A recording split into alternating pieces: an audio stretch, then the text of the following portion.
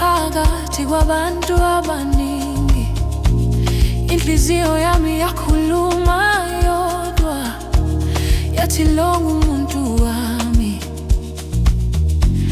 Ngaleso sikhathi angisabazanga, ngihambe izindlela eziningi, funde uthando lunjani, kodwa wena wafika, wangifundisa ukuthula. Uma zikhathi zisivivinya, kimi nawe ngiqinile, ngoba lokho engikuzwa yokudlula amazwi. Ngiyakhetha nsuku zonke, ngikukhetha ngothando.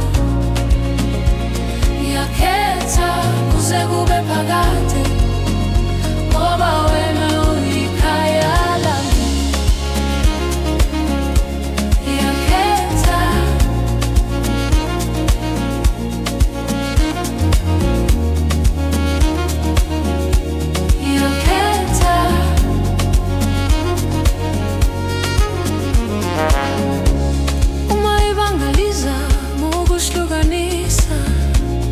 Inhliziyo ayizange ikukhuphe, ngikubona emehlweni yami,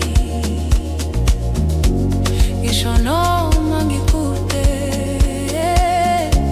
Ngiyakwethemba emphefumulweni, ngiyakugcina ezinhlizweni zami, ngoba uthando lwethu lwakhiwe ngeqiniso. Akukho isikhathi esingashintsha isinqumo senhliziyo, ngoba lapho ngimi khona